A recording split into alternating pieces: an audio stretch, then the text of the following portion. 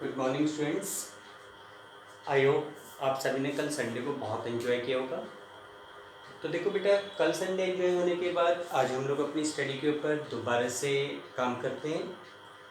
देखिए डियर, आप लोगों को सभी को ध्यान हो कि सैटरडे को मैंने एक बहुत ही इंपॉर्टेंट टॉपिक स्टार्ट किया था, जिसके बारे में मैंने आपको बताया भी था कि this is the most important topic. और अगर आप अकाउंटिंग के इस टॉपिक को अच्छी तरीके से समझ जाते हैं तो अकाउंटिंग में आपकी more than 90% problem short out हो जाती है। देखो डियर, मैंने आपको ये बताया था कि how to record any transaction in books of account. हमारा टॉपिक था how to record any transaction in our books of account. भाई किसी भी ट्रांजेक्शन को हम अपनी बुक्स ऑफ अकाउंट में किस तरीके से रिकॉर्ड करेंगे। तो उसमें मैंने आपको बताया था कि accountancy subject have its own language to record any transaction. यानी कि किसी भी ट्रांजेक्शन को रिकॉर्ड करने के लिए अकाउंटेंसी सब्जेक्ट की अपनी खुद की एक लैंग्वेज होती है और उस लैंग्वेज का नाम होता है जर्नल एंट्री। ठीक है, if you have to record any transaction in your books of account you will record that transaction in form of a journal entry. आप उस ट्रांजेक्शन को एक जर्नल एंट्री के रूप में रिकॉर्ड करेंगे। उसमें मैंने बताया था how to prepare a journal entry. भाई जर्नल एंट्री कैसे होती है, लाइक मैंने अगर कोई मशीन परचेज की तो मैं उसमें ये नहीं लिखूंगा कि मशीनरी परचेज फॉर ₹10,000। हम उस ट्रांजेक्शन को लिखेंगे machine account debit to cash account. आपको मैंने बताया था कि in each and every transaction always two accounts are affected in which one account is debited and other account is credited. यानी कि हर एक बिजनेस ट्रांजेक्शन हमेशा दो अकाउंट को इफेक्टेड करते हैं, जिसमें से हम लोग एक अकाउंट को अगर डेबिट करते हैं तो उसी के रेस्पेक्ट में किसी दूसरे अकाउंट को क्या किया जाता है, क्रेडिट किया जाता है। एक अकाउंट को अगर हम डेबिट कर रहे हैं तो उसी के रेस्पेक्ट में किसी दूसरे अकाउंट को क्या किया जाता है, क्रेडिट किया जाता है। जैसे अगर आपने मशीन परचेज की तो आप लोग एंट्री करेंगे machine account debit to cash. अब उसमें बात ये आती है कि जी सर आपने मशीन अकाउंट को डेबिट क्यों किया, कैश अकाउंट को क्रेडिट क्यों किया, कैश को डेबिट और मशीन को क्रेडिट क्यों नहीं किया। तो उसके लिए मैंने बताया था कि दो प्रकार की अप्रोच होती है, एक होती है अमेरिकन अप्रोच और दूसरी मैंने आपको क्या बताई थी, ब्रिटिश अप्रोच। तो देखो सबसे पहले हम लोग लेके चल रहे थे अमेरिकन अप्रोच को, जिसमें मैंने बताया था कि हमारे बिजनेस में जितने भी ट्रांजेक्शंस अफेक्टेड होते हैं, जितने भी ट्रांजेक्शंस हम करते हैं, दो transaction only affects two accounts. वो ट्रांजेक्शन केवल और केवल दो अकाउंट्स को अफेक्टेड करते हैं। एक है assets account, liability account, capital account, expense account and income and profit account. यानी कि जो अकाउंट्स अफेक्टेड होते हैं वो पांच ही ग्रुप से बिलोंग करते हैं, assets, liability, capital, expense, income. ठीक है, ये पांच ग्रुप होते हैं। आपके ट्रांजेक्शन में कोई भी अकाउंट इफेक्टेड हो वो इन पांचों ग्रुप से बाहर नहीं जा सकता। ठीक है, उसमें भी क्या होगा कि भाई जिस भी ग्रुप से वो बिलोंग करेगा या तो वो उस ग्रुप को इंक्रीज करेगा या डिक्रीज करेगा। जैसे मैंने आपको रूल बताया था कि if due to any transaction अगर हमारी एसेट्स इंक्रीज होती है तो आप उसे क्या करोगे, डेबिट। और अगर आपकी एसेट्स डिक्रीज होती है तो आप उसे करेंगे क्रेडिट। ठीक है, मैंने आपको ये रूल बताया था। इसी प्रकार लायबिलिटी, इसके कुछ एग्जांपल भी मैंने करवाए थे। लायबिलिटी का रूल बताया था कि लायबिलिटी एसेट्स की अपोजिट होती है, तो अपोजिट रूल अप्लाई होगा। इन केस ऑफ लायबिलिटी, अगर लायबिलिटी आपकी इंक्रीज हो रही हो तो क्रेडिट, और अगर आपकी लायबिलिटी डिक्रीज हो रही हो तो आप उसे क्या करोगे, डेबिट। लायबिलिटी अगर डिक्रीज हो रही हो तो डेबिट। ठीक, ये दो रूल्स मैंने आपको बताए थे और इनसे रिलेटेड कुछ एग्जाम्पल्स भी मैंने आपको बोले थे। अब हम लोग थर्ड चीज के ऊपर आते हैं। हमारे पास जो थर्ड ग्रुप है it is related to capital. ये कैपिटल से बिलोंग करता है। तो देखो कैपिटल के ऊपर अमेरिकन अप्रोच के अकॉर्डिंग क्या रूल अप्लाई होगा। देखो आपको पता है कैपिटल लायबिलिटी के साथ चलती है, यानी कि जो रूल लायबिलिटी पे अप्लाई होगा वही कैपिटल पे अप्लाई होगा। या फिर हम ये भी कह सकते हैं कि कैपिटल एसेट्स की अपोजिट होती है। आप लोगों ने देखा होगा कि एक साइड के ऊपर आप एसेट्स को दिखाते हैं तो दूसरी साइड आप किसको दिखाते हैं, कैपिटल को दिखाते हैं। इसका मतलब capital and assets are opposite, तो एसेट्स का जो रूल है कैपिटल पे उसका अपोजिट रूल अप्लाई होगा। लायबिलिटी पे भी अपोजिट रूल अप्लाई होता है, इसलिए इनका रूल सेम हो गया। अगर किसी भी ट्रांजिशन में आपकी कैपिटल इंक्रीज हो रही है तो आप उसे करेंगे क्रेडिट, और अगर किसी ट्रांजिशन की वजह से आपकी कैपिटल डिक्रीज हो रही हो तो आप उसे करेंगे डेबिट। ठीक है, क्या रूल बताया? अगर ड्यू टू एनी ट्रांजिशन अगर हमारी कैपिटल इंक्रीज हो रही है तो आपको उसे करना है क्रेडिट, और अगर वो डिक्रीज हो रही हो तो आप उसे करेंगे डेबिट। ठीक है, जैसे कि मान लो मैं आपके पास एक ट्रांजिशन लिखता हूं, started business with cash, started business with cash ₹50,000। देखो मान लो मैंने आपके सामने एक ट्रांजेक्शन लिखा कि initially owner is invested ₹50,000 into the business, he start his business with A cash of ₹50,000। उसने 50,000 रुपए लगाकर अपने बिजनेस को स्टार्ट किया, 50,000 से अपने बिजनेस को स्टार्ट किया। अब आप ये देखो कि ओनर अपने बिजनेस में 50,000 रुपए का कैश इन्वेस्ट कर रहा है, 50,000 रुपए का कैश लगा रहा है। पहले तो आप ये देखो कि इस ट्रांजिशन की वजह से आपके बिजनेस में कौन सी दो चीजों के ऊपर इंपैक्ट पड़ता है। देखो अगर ओनर बिजनेस में कैश लगाता है तो सीधा सीधा एक इफेक्ट तो पड़ता है कैश पर, और इसका दूसरा इंपैक्ट किसके ऊपर पड़ता है? कैपिटल के ऊपर इंपैक्ट पड़ता है। दूसरा इंपैक्ट किस पे पड़ता है? कैपिटल पे। अब इसका मतलब इस ट्रांजेक्शन में ये दो अकाउंट इफेक्टेड हो रहे हैं, कैश और कैपिटल। अब आपको पता करना है कि which account is to be debited and which account is to be credited। भाई इस ट्रांजेक्शन में आप कौन से अकाउंट को तो डेबिट करेंगे और कौन से अकाउंट को आप क्रेडिट करेंगे। तो देखो सबसे पहला जो हमारा इंपैक्ट पड़ा वो कैश के ऊपर पड़ा। अब मुझे बताओ कि कैश कौन से ग्रुप से बिलोंग करता है। तो out of this 5 group cash belongs to assets. Cash कौन से ग्रुप से बिलोंग करता है? एसेट्स वाले ग्रुप से बिलोंग करता है। अब एस ग्रुप का नाम पता होने के बाद आपको यह पता करना है कि उसमें वो इंक्रीज हो रहे हैं या डिक्रीज हो रहे हैं। तो जब ओनर बिजनेस में कैश लगाता है तो हमारा कैश इंक्रीज हो रहा है। अब कुछ बच्चे कहेंगे जी बिजनेस के ओनर ने बिजनेस में पैसा लगाया तो कैश तो जा रहा है। नहीं, एक चीज का हमेशा ध्यान रखना, you have to judge any transaction from the point of view of business, not by the point of view of owner।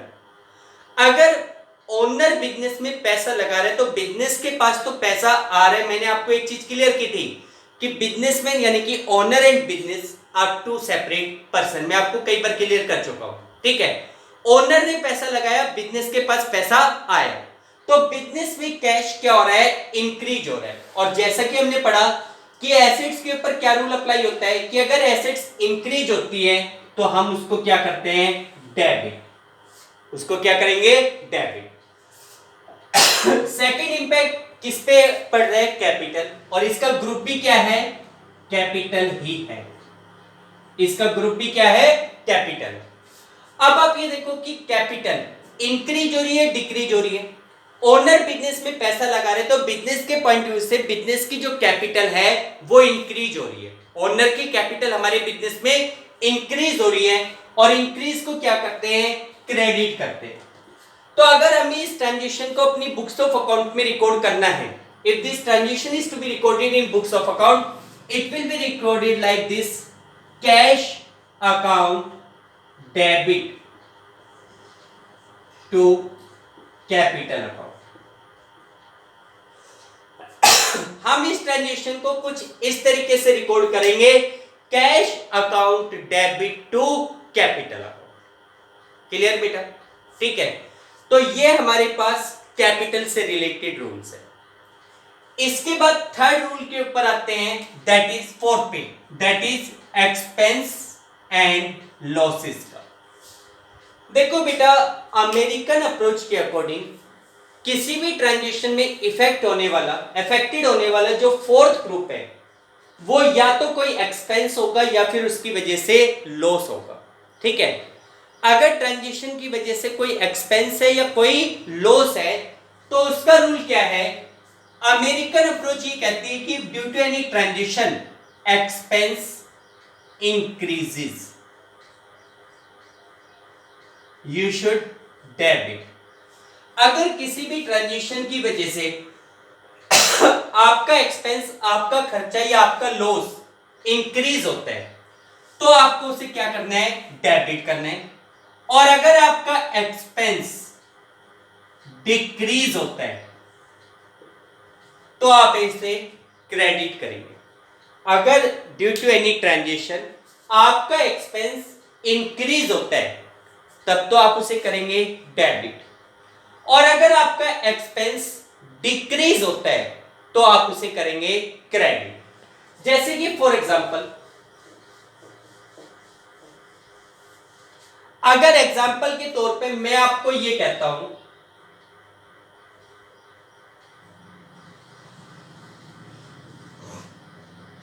Salary paid ₹5,000, भाई अगर मैं आपको ये कह दूं कि सैलरी पेड ₹5,000, हमने ₹5,000 सैलरी के पे की, तो पहले तो देखो कि which two accounts are affected in this transaction. इस ट्रांजिशन में कौन से दो अकाउंट पे इफेक्ट पड़ेगा। देखो आपने सैलरी की पेमेंट की है, ठीक है, एक इफेक्ट तो आपका पड़ेगा सैलरी नाम के एक्सपेंस पे, ठीक है।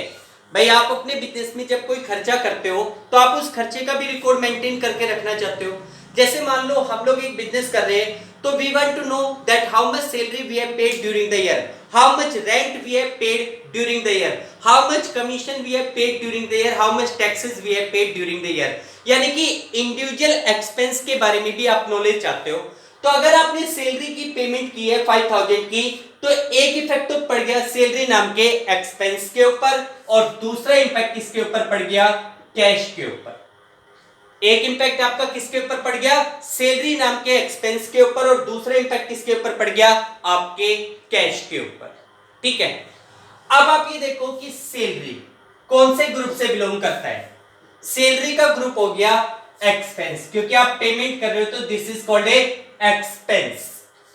और आप ये देखो कि अगर आपने सैलरी की पेमेंट की है तो आपका खर्चा बढ़ा है या घटा है, नो डाउट आपका खर्चा इंक्रीज हो रहा है। और जब भी हमारा एक्सपेंस इंक्रीज होता है तो हम उसको क्या करते हैं, डेबिट करते हैं। When the expense increases we will debit, हम उसको डेबिट करेंगे। इसी प्रकार दूसरा इंपैक्ट पड़ रहा है हमारे कैश पे, जो कि हमारे एसेट से बिलोंग करता है। अगर हमने सैलरी की पेमेंट की है तो हमारे पास से कैश जाएगा, यानी कि हमारा कैश डिक्रीज होगा। एसेट से बिलोंग करता है एंड इट विल डिक्रीज होगा, तो आप इसे क्या करेंगे, क्रेडिट, क्योंकि डिक्रीज का रूल क्या होता है, क्रेडिट करने का होता है।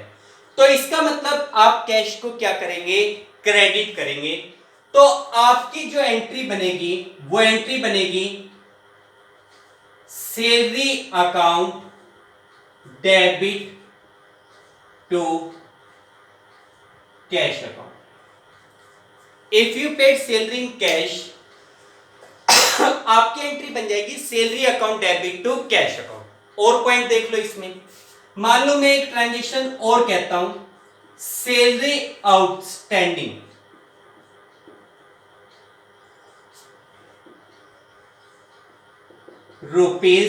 ₹500। देखो मैंने आपके सामने एक ट्रांजेक्शन और लिखा कि भाई सैलरी आउटस्टैंडिंग ₹500, ₹500 की सैलरी आउटस्टैंडिंग है।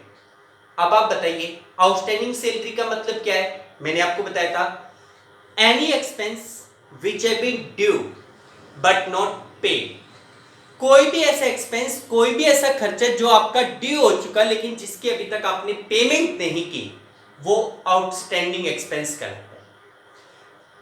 Any expense which is due but not paid, कोई भी ऐसा खर्चा जो आपका ड्यू हो चुका लेकिन जिसकी अभी तक आपने पेमेंट नहीं की, वो आउटस्टैंडिंग एक्सपेंस कहलाता है।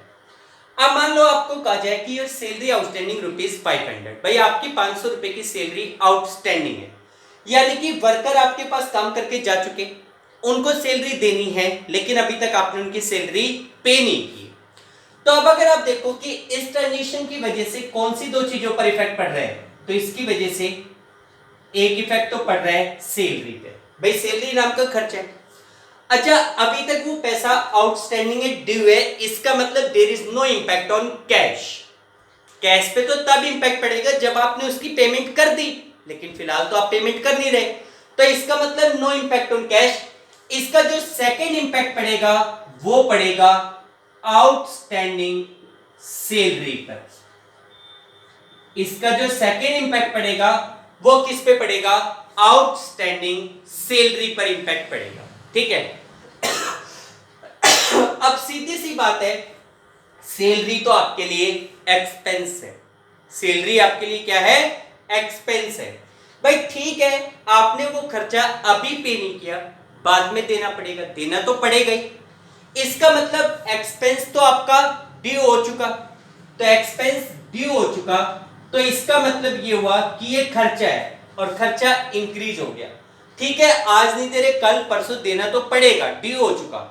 इसका मतलब एक्सपेंस इंक्रीज हो रहा है, और जब एक्सपेंस इंक्रीज होता है तो आप उसे क्या करते हो? डेबिट। दूसरी तरफ outstanding salary will work as a liability. भाई आपको अभी सैलरी का पैसा देना है, तो वो आउटस्टैंडिंग सैलरी आपके लिए किसका काम करेगा? लायबिलिटी का। और लायबिलिटी का रूल क्या होता है कि अगर आपकी लायबिलिटी इंक्रीज होती है तो आप उसे क्या करेंगे?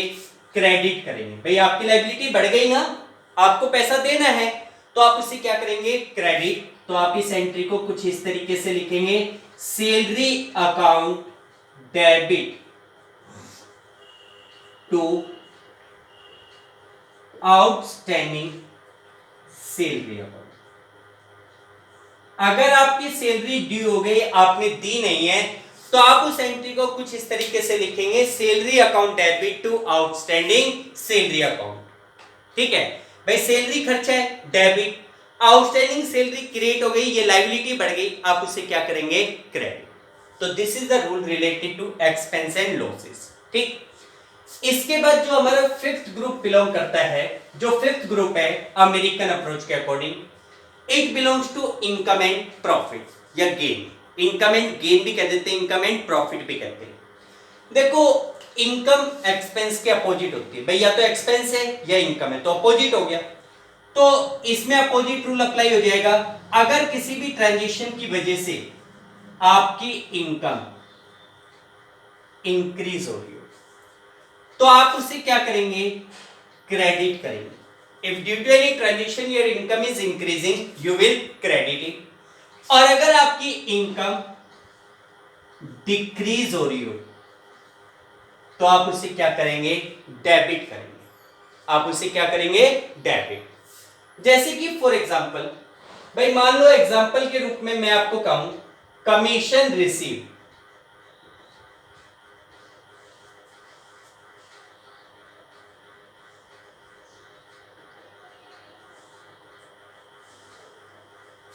मान लो एज ए एग्जांपल मैं आपको ये कहता हूं कि कमीशन रिसीव्ड ₹1000। भाई 1000 रुपए का कमीशन आपने रिसीव किया, 1000 रुपीज का कमीशन आप रिसीव कर रहे हो। अब आप ये देखो कि 1000 रुपीज का कमीशन अगर आप रिसीव कर रहे हो, तो आपके बिजनेस में दो चीजों के ऊपर इंपैक्ट पड़ेगा। एक इंपैक्ट तो पड़ेगा कैश के ऊपर, और इसी का दूसरा इंपैक्ट किस पे पड़ेगा? कमीशन के ऊपर इंपैक्ट पड़ेगा। अगर आपने 1000 रुपीज का कमीशन रिसीव किया, तो there is a impact on cash and other impact is on commission. एक इंपैक्ट तो किस पे पड़ेगा? कैश पे पड़ेगा, और दूसरा इंपैक्ट किस पे पड़ेगा? आपके कमीशन के ऊपर पड़ेगा। अब आप ये देखो कि आप अगर 1000 रुपीज का कमीशन रिसीव कर रहे हो, एक इंपैक्ट आपका कैश के ऊपर पड़ रहा है, और अब आप देखो कि कैश कौन से ग्रुप से बिलोंग करता है? नो डाउट कैश हमारी एसेट्स ग्रुप से बिलोंग करता है। अब एसेट्स ग्रुप में ये देखो कि वो इंक्रीज हो रहा है या डिक्रीज हो रहा है। तो अगर आप कमीशन रिसीव करोगे तो आपको कैश मिलेगा, आपके पास कैश आएगा, इसका मतलब योर कैश इज इंक्रीजेस। आपका कैश इंक्रीज हो रहा है, तो आप कैश को क्या करेंगे? डेबिट करेंगे। ऑन द अदर एंड आपका दूसरा इंपैक्ट किस पे पड़ रहा है? कमीशन के ऊपर इंपैक्ट पड़ रहा है। अब कमीशन आपके लिए क्या है? कमीशन आपको मिल रहा है, इसका मतलब आपके लिए इनकम है। और इनकम का रूल क्या कहता है कि इनकम इंक्रीज हो रही है, डिक्रीज हो रही है। तो अगर आपको कमीशन मिलेगा, तो इसका मतलब आपकी इनकम इंक्रीज होगी, और इनकम इंक्रीज होती है तो हम उसे क्या करते हैं, क्रेडिट करते हैं। तो यहां पे हम लोग कमीशन को क्या करेंगे, क्रेडिट करेंगे। आपने कमीशन रिसीव किया, एक तरफ आपका कैश इंक्रीज हो गया, आप उसे डेबिट करेंगे, एक तरफ कमीशन इंक्रीज हो गया, आप उसे क्रेडिट करेंगे। आपकी जो जर्नल एंट्री होगी वो एंट्री बनेगी cash account debit to commission account, cash account debit to commission account. ठीक है बेटा। तो देखिए डियर स्टूडेंट, ये हमारे पास जो टॉपिक था, ये पूरा टॉपिक अमेरिकन अप्रोच से बिलोंग करता है। किसी भी ट्रांजेक्शन को अगर हमें बुक्स ऑफ अकाउंट में रिकॉर्ड करना है तो that transaction will be recorded in form of a journal entry. ठीक है। हमारा जो पूरा अकाउंट होता है वो दो ही चीजों के ऊपर बेस्ड होता है, वो होता है मेकिंग जर्नल एंट्री और दूसरा लेजर पोस्टिंग। जिस बच्चे को जर्नल एंट्री बनानी आ जाती है उसके लिए लेजर पोस्टिंग बिल्कुल सिंपल काम है, कोई हार्डनेस उसमें नहीं है। और जर्नल एंट्री बनाने के लिए दो अप्रोच होती है, अमेरिकन अप्रोच और ब्रिटिश अप्रोच। तो मैंने आप लोगों को अमेरिकन अप्रोच समझाई है। आई होप आप सभी स्टूडेंट को यह टॉपिक समझ में आया होगा। अगर अमेरिकन अप्रोच में किसी भी प्रकार का कोई भी डाउट है तो आप कॉल के थ्रू या मैसेज के थ्रू मुझसे डाउट क्लियर कर सकते हैं। ठीक है। अब आप लोगों की प्रैक्टिस के लिए हम लोग अमेरिकन अप्रोच के कुछ एग्जाम्पल बोल रहे हैं। मैं आपको कुछ एग्जाम्पल यहां पे राइट डाउन करूंगा। You have to solve this examples in your fair copy and submit me. ठीक है। देखो आपको, जैसे मैं आपको सामने पहले तो एक एग्जाम्पल सोल्व कर रहा हूं, ठीक है, उसके बाद कुछ एग्जाम्पल्स में यहाँ पे राइट डाउन करूंगा, आपको उन एग्जाम्पल्स को फेयर कॉपी में सॉल्व आउट करने हैं। देखो सॉल्यूशन कैसे करना है, आई थिंक जो ब्रिटिश अप्रोच है वो आप सबको क्लियर हो गई होगी, सॉरी अमेरिकन अप्रोच। अब देखो अमेरिकन अप्रोच में आपके लिए जो सबसे इंपॉर्टेंट काम होता है वो केवल दो काम है। पहला, to find out which two accounts are affected in the transition. भाई ट्रांजिशन में कौन से दो अकाउंट आपके अफेक्टेड हो रहे हैं, और दूसरा from which group they belongs to, कौन से ग्रुप से वो बिलोंग करते हैं। ठीक है, आपको ग्रुप का नाम बताना है। ठीक है। तो देखो जैसे मैं आज आपके सामने कुछ ट्रांजिशन यहाँ पे राइट डाउन करूंगा, आपको उनका सॉल्यूशन करना है। सॉल्यूशन कैसे करना है, जैसे मान लो मैंने आपके सामने बोला machinery purchase, machinery purchased for rupees 10,000। ठीक है, मैंने 10,000 रुपीज की मशीनरी परचेज करी। अब आपको इसका जो सॉल्यूशन करना है, सॉल्यूशन, उसमें आपको क्या लिखना है, एक तो इस ट्रांजिशन में कौन से दो अकाउंट इफेक्टेड हो रहे हैं। सबसे पहले तो नेम ऑफ अकाउंट लिखना है। जैसे आपने मान लो मशीनरी को परचेज किया तो एक इफेक्ट तो पड़ गया कैश के ऊपर, एक इफेक्ट पड़ गया मशीन के ऊपर, मशीन या मशीनरी। पहले तो आपको दो अकाउंट के नाम लिखने हैं, फिर उसके बाद उनका ग्रुप लिखना है कि कैश कौन से ग्रुप से बिलोंग करता है, एसेट्स ग्रुप से बिलोंग करता है। मशीन भी कौन से ग्रुप से बिलोंग करता है, एसेट्स ग्रुप से बिलोंग करता है। ठीक है, आपको उनके ग्रुप का नाम लिखना है। फिर उसके बाद आपको लिखना है इंक्रीज या डिक्रीज, कि भाई ये इंक्रीज हो रहा है या डिक्रीज हो रहा है। जैसे कैश, आपने मशीन को परचेज किया तो कैश आपका डिक्रीज होगा, मशीन आपकी इंक्रीज होगी। तो तीसरा कॉलम आपको बनाना है इंक्रीज या डिक्रीज। ठीक है, और फिर फोर्थ कॉलम बनाना है डेबिट या क्रेडिट। जैसे कैश आपका डिक्रीज हो रहा है तो आप उसे करेंगे क्रेडिट, मशीन आपकी इंक्रीज हो रही है, एसेट्स में इंक्रीज का रूल क्या होता है, इंक्रीज हो तो डेबिट। आपने ये चारों कॉलम बना ली। उसके बाद नीचे लिखना है ट्रांजिशन को, कैश को करना है क्रेडिट और मशीन को करना है डेबिट। ऊपर डेबिट को लिखा जाता है, नीचे क्रेडिट, यहां तो कोई दिक्कत नहीं है। लेकिन जब आप उसकी जर्नल एंट्री बनाओ तो आप ऐसे लिखेंगे, machinery account debit to cash account, machinery account debit to cash account. This is an example. देखो बेटा, ये आपके लिए एक एग्जांपल था जिसमें मैंने बताया कि कोई भी ट्रांजेक्शन है तो पहले तो ऊपर आपको 4 ग्रुप बनाने कि कौन से 2 अकाउंट इफेक्टेड हो रहे हैं, उनका नेचर क्या है, इंक्रीज हो रहा है, डिक्रीज हो रहा है, डेबिट होगा या क्रेडिट होगा। क्लियर? आई थिंक सबको समझ में आ गया होगा। अब मैं आपको कुछ एग्जांपल नोट डाउन करवा रहा हूं, ठीक है। आपको इन एग्जांपल्स को फेयर कॉपी में इस पैटर्न में नोट डाउन करना है और इसका सॉल्यूशन बाय इवनिंग मेरे को सेंड करेंगे, ठीक है। देखो, कुछ एग्जांपल्स मैं आपको बोल रहा हूं, आप लोग सभी उनको नोट डाउन भी करते जाइए हाथों हाथ। पहला ट्रांजेक्शन है, started business with cash ₹8,000। Started business with cash ₹80,000।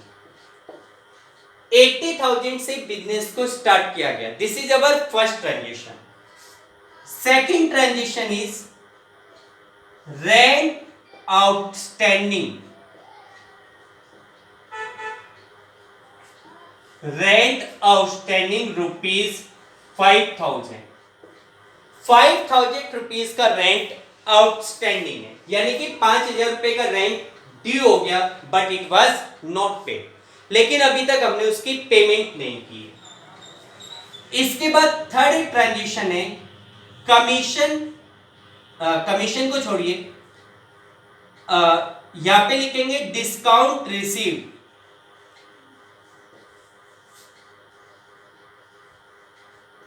₹800 in cash, 8,000 in cash. Discount received ₹8,000 in cash. 8,000 रुपए का डिस्काउंट हमने कैश में रिसीव किया, ठीक है। इसके बाद फोर्थ ट्रांजेक्शन है कैश विड्रॉवल,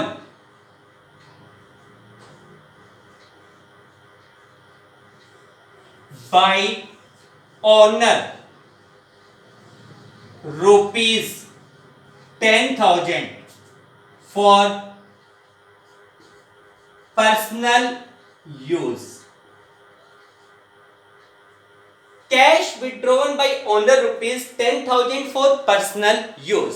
ओनर के द्वारा पर्सनल यूज के लिए 10,000 रुपीज का कैश विड्रॉ किया गया। And the last transaction is furniture